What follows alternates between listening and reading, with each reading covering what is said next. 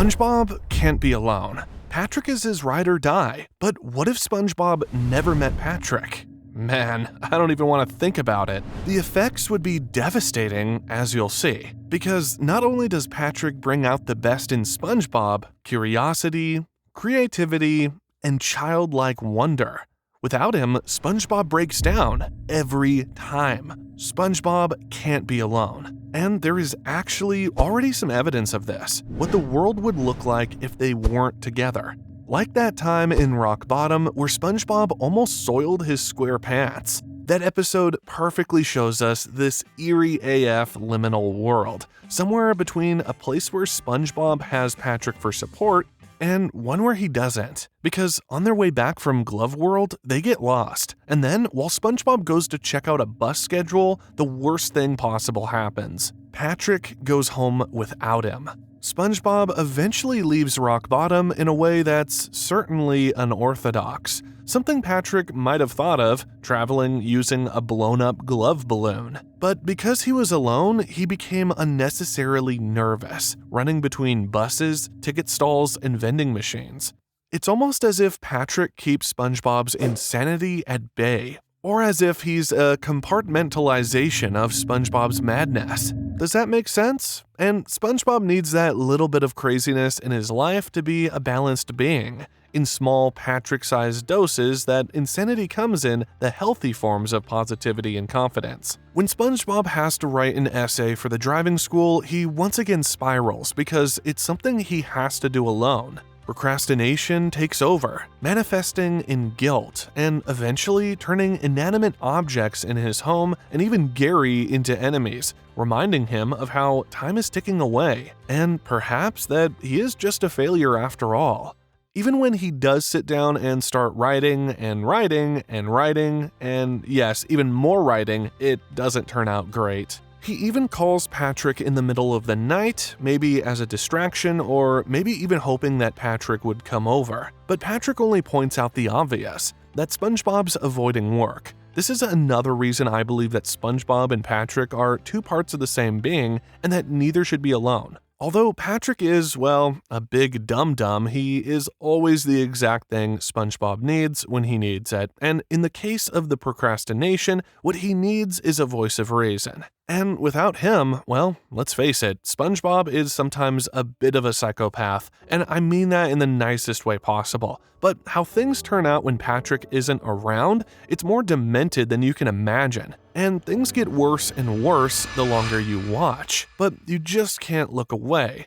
At first, everything seems the same. Even Conch Street, where SpongeBob lives, at least seems normal. Squidward's house is still there, his pineapple is still there, and even the rock under which Patrick would have lived is still there. But now it shelters a new family of starfish who are really more NPCs than real characters. And when SpongeBob talks to them, they just smile creepily and carry on looking busy. SpongeBob, who we've established cannot be alone, channels his endless energy into finding something to do. With Patrick no longer at his side, well, he's never been there, he seeks companionship and stumbles upon Sandy, whose enthusiasm for discovery captivates SpongeBob. And I don't think SpongeBob is unintelligent, he's just sort of in a perpetual identity crisis. The dude doesn't know who he is, except for being a shape, dressed like a schoolboy. And a lot of the time, he just mimics the people around him.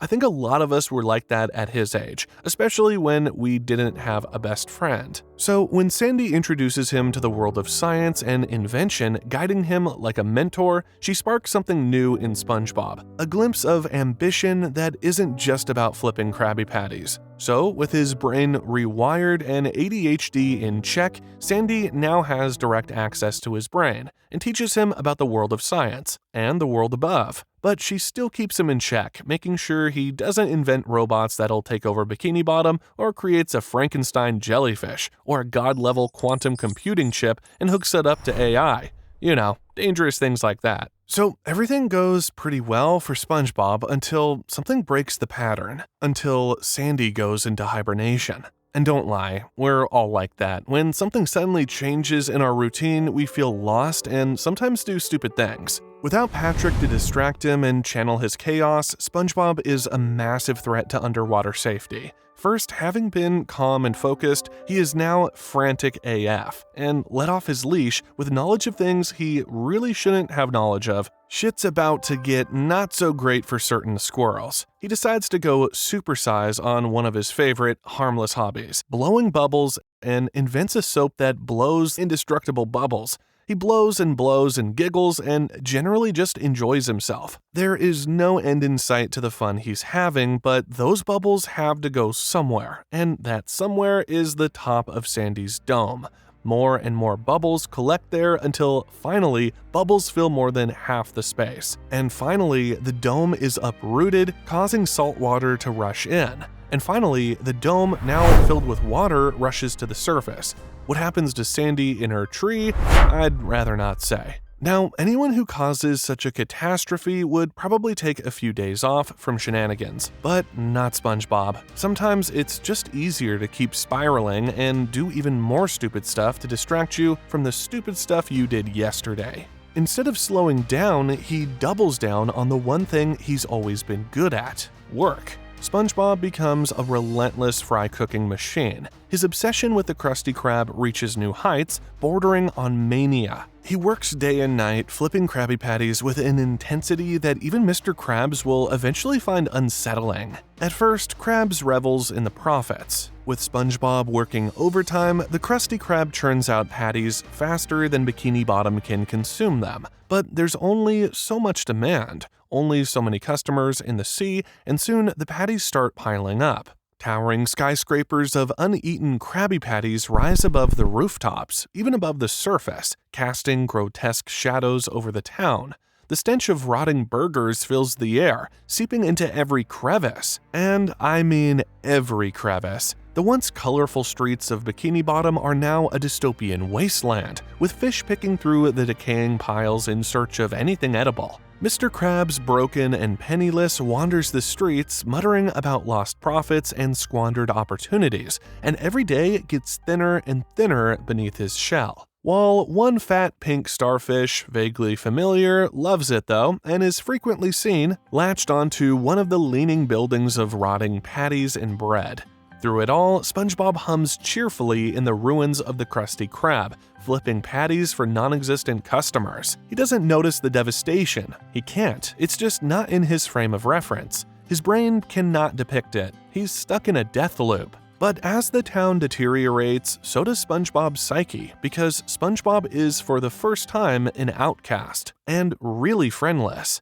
Questions begin to gnaw at him, small at first, but growing louder with every passing day. Why does fire burn underwater? Why do they have sinks when the ocean surrounds them? How do they eat and digest food without proper stomachs? These questions drive him into isolation. He barricades himself in his pineapple, curtains drawn, muttering about gorilla suits and conspiracies and how he's being watched. Everyone's being watched. Bikini Bottom becomes a labyrinth in his mind, a surreal prison where nothing makes sense anymore. Squidward, initially relieved to have SpongeBob out of his hair, starts to feel the weight of the town's decline. The streets outside his house, once filled with SpongeBob's infectious laughter, are now silent save for the occasional crash of another collapsing patty tower. Still, Squidward finds solace in his art. Setting up his easel, he loses himself in painting, his strokes deliberate and meticulous, until one day he feels sad for the zombie-like SpongeBob still grilling away at patties. I mean, he's always actually liked SpongeBob deep inside. We all know that.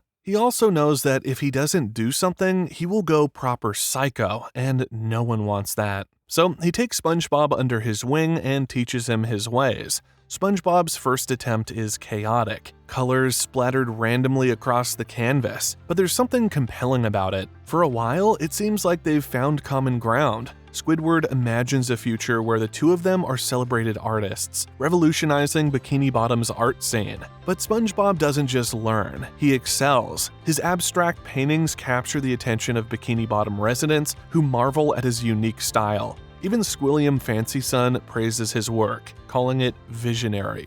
Squidward's pride turns to envy as his own paintings are overshadowed. His frustration only grows when SpongeBob picks up the clarinet and, through obsessive practice, surpasses Squidward's years of experience in mere weeks. Bikini Bottom residents, long tormented by Squidward's off-key performances, flock to SpongeBob's concerts. Squidward can't take it anymore. His resentment festers until it consumes him. One night, he sits at his desk, carving a clarinet out of driftwood soaked in poison. He presents it to SpongeBob as a gift, his voice dripping with false encouragement. SpongeBob, ever trusting, plays the instrument with glee. The haunting melody that escapes it is his last.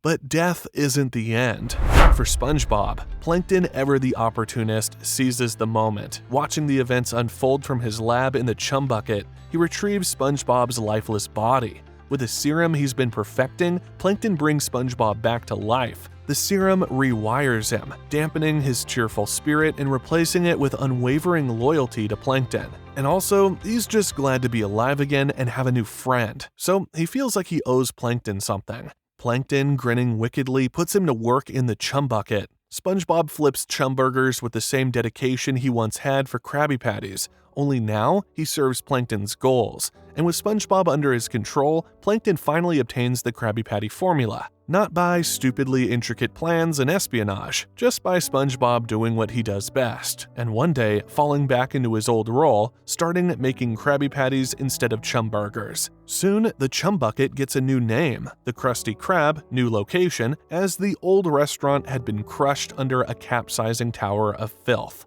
Bikini Bottom, now a shadow of its former self, barely notices the shift in power, and Mr. Krabs, well, he shared the same fate as Sandy. The streets remain littered with rotting patties, their stench a constant reminder of what was lost. The town's once bright colors are muted, its energy drained. Patrick still sits, lonely, silently on a tower, watching it all unfold, his presence as haunting as the town's decay. In the end, SpongeBob isn't SpongeBob anymore. The heart of Bikini Bottom is gone, leaving behind a hollow carcass. And as Plankton basks in his victory, the town slips further into ruin. SpongeBob often notices a pink friend-shaped thing coming into the new Krusty Krab for lunch and wants to say hello because he feels drawn to him somehow. But there's just no time, and he wouldn't want to upset Mr. Plankton. No, that would not be a good idea. This is the new Bikini Bottom, and nothing can change that. But what would Bikini Bottom look like if Squidward had never been born?